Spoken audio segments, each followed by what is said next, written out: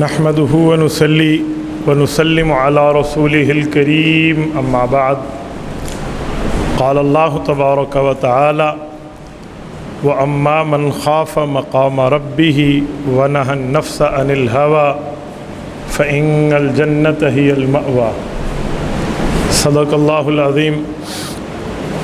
معزز دوستو، دنیا میں اللہ تعالیٰ نے ہمیں محدود وقت کے لیے بھیجا ہے۔ آخرت کی زندگی لامحدود ہے، تو اس محدود وقت میں ہم لوگ وہ محنت کر جائیں کہ لامحدود زندگی ہماری سنور جائے۔ یقین مانیے، اللہ تعالیٰ سے ڈر کے جنت حاصل کرنا انتہائی آسان ہے، لیکن شیطان اس کو ببل کی طرح، ربڑ کی طرح ایسے لمبا کر کے دکھاتا ہے، جس کی وجہ سے انسان سمجھتا ہے آخرت کا حصول بڑا مشکل ہے۔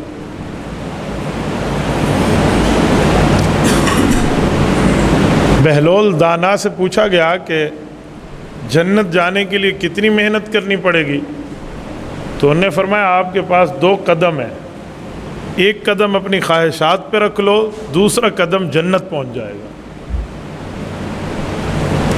اگر ہم اس بات پہ غور کریں تو آخرت کی زندگی سنوارنا کوئی مشکل نہیں ہے۔ ہر وہ خواہش جو اللہ کے رسول کے مقابلے میں ہو، ہر وہ خواہش جو شریعت اسلامیہ کے مخالف ہمیں ملے، ہم اس خواہش کو ترک کر دیں، یہ ہمارے لیے بہت بڑا فائدہ مند معاملہ ہوگا۔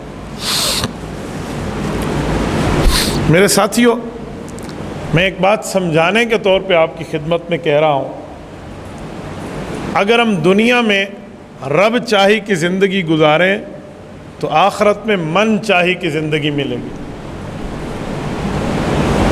کیا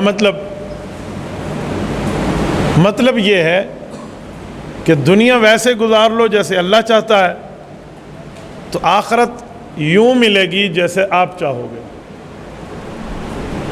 نزلا من غفور الرحیم، قرآن کہتے ہیں آخرت میں آنے والے تمام اللہ کے مہمان ہیں اور ان کی مہمان نوازی کی جا رہی ہوگی۔ تو جب آخرت میں بطور مہمان ہم جائیں گے اور اللہ تعالی ہماری مہمان نوازی فرمائیں گے، تو آپ مجھے بتائیں مہمان کو کوئی تکلیف دی جاتی؟ مہمان کے ساتھ کوئی برا سلوک ہوتا ہے تو ہمارا وہاں اچھا سلوک ہوگا۔ تو اس لیے سب سے بہتر معاملہ یہ ہے کہ ہم دنیا میں اپنی خواہشات پر پاؤں رکھ لیں جو اللہ کے مخالف ہو۔ ہر خواہش بھی نہیں، ہر غلط خواہش۔ اور ایک بات سمجھانے کے طور پہ میں آپ کی خدمت میں کہتا ہوں، قرآن کریم کہتے ہیں جو اللہ کے سامنے ٹھہرنے سے ڈر جائے نا اور غلطی چھوڑ دے، تو اس آدمی کا اجر کیا ہے؟ فرمایا وَأَمَّا مَنْ خَافَ مَقَامَ رَبِّهِ، جس بندے کو اس بات کا خوف ہو، ڈر ہو کہ یار اللہ کے سامنے مجھے جواب دہ ہونا ہے، اللہ کے سامنے کھڑا ہونا ہے، کیا جواب دوں گا وہاں، یہ خوف آ جائے، تو وہ ایک ہی کام کرے، وَنَهَى النَّفْسَ عَنِ الْهَوَى، کہ خواہشات نفسانی سے اپنے آپ کو روک لے۔ فَإِنَّ الْجَنَّةَ هِيَ الْمَأْوَى، فرمایا جنت ٹھکانہ ہی ایسے لوگوں کا ہے۔ یہ رب کریم نے آپ کو اور مجھے سمجھا دیا کہ ہمارا ٹھکانہ جنت ہے، بس وجہ یہ ہے کہ ہم غلط خواہشات کے پیچھے لگنے والے نہ بنیں۔ اور اگر ہم اس کے باوجود بھی غلط خواہشات پہ عمل کریں، اس کے باوجود بھی اللہ تعالیٰ کی نافرمانی پر ڈٹے رہیں، تو پھر نقصان ہمارا ہے، کسی اور کا نہیں۔ یہ سورۃ نازعات ہے، سورت نمبر غالباً 79 ہے، اور اس کی آیت نمبر 40 اور 41 ہے۔ یہ اس آیات کا خلاصہ ہے کہ وہ اما من خاف مقام ربی، رب کے سامنے جس آدمی کو خوف آ گیا کہ اللہ کے سامنے کھڑا ہونا ہے، وَنَهَى النَّفْسَ عَنِ الْهَوَىٰ، اور خواہشات نفسانی سے خود کو روک لیا، فَإِنَّ الْجَنَّةَ هِيَ الْمَأْوَىٰ، جنت ایسے لوگوں کے لیے ہی بنی ہے۔ سورت نمبر 55 سورت الرحمن کی آیت نمبر 47 ہے، فرمایا وَلِمَنْ خَافَ مَقَامَ رَبِّهِ جَنَّتَانِ، جس آدمی نے اپنے دل میں یہ ڈر پیدا کر لیا کہ میں نے اللہ کے سامنے کھڑا ہونا ہے، فرمایا اس کو 2 جنتیں ملیں گی، جنتان، 2 جنتیں۔ 2 جنتوں کا کیا معنی؟ اس کے 2 مطلب ہیں۔ ایک مطلب تو یہ ہے کہ ہو سکتا ہے آخرت میں ایک جنت اس کو اپنی فیملی کی، اور ایک اس کو مہمانوں کے لیے علیحدہ بطور ڈیرا، بطور بیٹھک، بطور فارم ہاؤس دیا جائے۔ اور دوسرا مطلب یہ ہے کہ اس آدمی نے اللہ کی نافرمانی سے بچنا ہے نا، تو دنیا میں بھی اس کے لیے سکون ہوگا تو وہ بھی جنت، آخرت اور قبر میں سکون ہوگا تو وہ بھی جنت۔ اس سے ہم آسانی سے سمجھ سکتے ہیں کہ آخرت کا حصول ہمارے لیے کتنا آسان ہے۔ یقین مانیے جب اللہ کی فرما برداری میں دن گزرے تو رات کو پھر نیند کی گولیاں نہیں کھانی پڑتی، پھر رات کو سکون سے نیند آتی۔ اور اگر ہم اللہ کی نافرمانی میں دن رات گزاریں تو پھر بعض اوقات نیند کی گولیاں کھانے سے بھی نیند نہیں آتی۔ ہم اگر حضور پاک کی حدیثوں پر غور کریں نا، میں سمجھ آئے گا۔ یہ جو حدیث پاک میں ہے کہ جب آپ لوگ سوتے ہو تو شیطان آپ پر 3 گرہیں لگا دیتا ہے، سو جا، رات بڑی لمبی ہے، سو جا، بڑے آرام سے سو جا، سکون سے، اس طرح کی باتیں کرتا ہے، اور وہ کان میں پھونک دیتا ہے، اور وہ شو منتر کوئی پڑھتا ہے، کوئی اپنے شیطانی عمل، اور وہ انسان پہ پھونک دیتا ہے، اور پھر صبح نماز میں انسان کو اٹھنے میں مشکل ہوتی ہے۔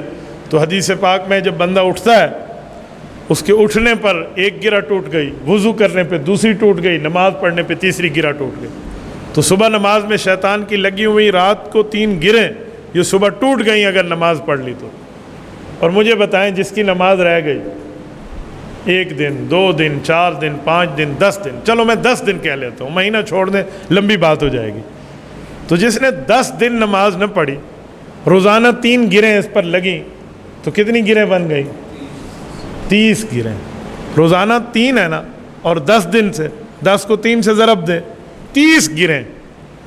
نماز اس نے نہ لوٹائی ہے، نہ اللہ سے معافی مانگی ہے، نہ دوبارہ قضا پڑھی ہے، تو اس کے اوپر 30 گرہیں 10 دن میں آ گئی ہیں۔ یہ جو 30 گرہیں آ گئی ہیں یہ کھلیں گی کیسے؟ نہ یہ نماز کی قضا کر رہا ہے، نہ اس کو لوٹا رہا ہے، تو شیطان کی گرہیں تو اس پر ہوں گی۔ اور پھر یہ ہمیں کہے گا مولوی صاحب کوئی وظیفہ بتا دیں۔ شیطان میرے اوپر بہت اثر کرتا ہے، مجھے وسوسوں کی شکایت ہے، شیطان عجیب قسم کی دل میں باتیں ڈالتا ہے۔ وجہ یہی ہوگی کہ یہ 3 گرہیں لگوا چکا ہوگا وہاں سے ایک رات میں۔ اچھا تھوڑا آگے چلے، اور اگر 20 دن اس نے نماز نہ پڑھی تو کتنی گرہیں بن گئی؟ 7۔ اور اگر پورا مہینہ نہ پڑھی تو کتنی گرہیں بن گئی؟ تو جس کو 1 مہینے میں شیطان 90 گرہ لگا کے چیز بند کر دے، سراکی چاک سے 90 گنڈیاں لیتی کھڑوتا ہے، ایندے ابے نہیں دے ڈاڑے رال کے بھی نہیں کھولنا، وہ ایسی گرہیں مضبوط ہیں، وہ تب کھلیں گی جب وہ یہی کام کرے گا جو حضور پاک نے فرمایا، اٹھا ہے، وضو کیا ہے، نماز پڑھی ہے، گرہیں کھل گئی ہیں۔ یہ میں صرف ایک مثال دے رہا ہوں۔ ہم اس طرح شیطان کی شیطانیت کے دلدل میں دھستے چلے جاتے ہیں اور پتہ نہیں ہوتا۔ لیکن مسئلہ یہ حضور پاک علیہ السلام نے ہمیں علاج بتایا، ہم اس علاج پر عمل کرنے پہ تیار ہی نہیں ہے۔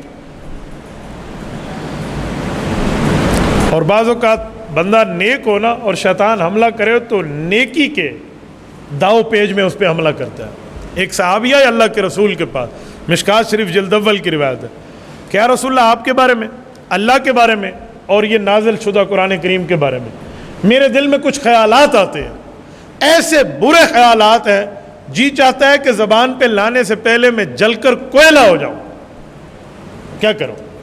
حضور پاک علیہ السلام خوش ہوئے، حضور نے فرمایا ذاکا صریح الایمان، یہ تو واضح ایمان کی نشانی ہے۔ آپ کے دل میں خیال آئے گا کیسی ایمان کی نشانی ہے؟ ایمان کی نشانی ہوتی تو نماز پڑھنے کو جی کرتا، ایمان کی نشانی ہوتی تو اللہ کے قریب ہونے کو جی کرتا۔ ایمان کی نشانی ہوتی تو قرآن کے قریب ہونے کو جی کرتا ہے، یہ تو ان سے دور ہونے کی معاملات ہو رہے ہیں، تو یہ کیسے ایمان کی نشانی ہے؟ تو محدثین فرماتے ہیں واقعی ایمان کی نشانی ہے۔ کہتے ہیں وہ کیسے؟ فرمایا کسی کی جیب میں 1 روپیہ ہو اور کسی کی جیب میں 1,00,000 روپے ہو، تو شیطان ڈاکہ کس پہ ڈالے گا؟ 1,00,000 والے کو، کیونکہ جب مال بڑھتا ہے تو شیطان اس پہ چور اس پر ڈاکہ ڈالے گا۔ تو فرمایا ایمان کا چور شیطان ہے، یہ چھوٹے ایمان والے پہ حملہ کم کرے گا، بڑے والے پہ حملہ زیادہ کرے گا۔ ہاں اس وقت تک یہ ایمان کی نشانی ہے جب تک زبان پہ لا کے اس وسوسے پہ عمل نہ شروع کر دے۔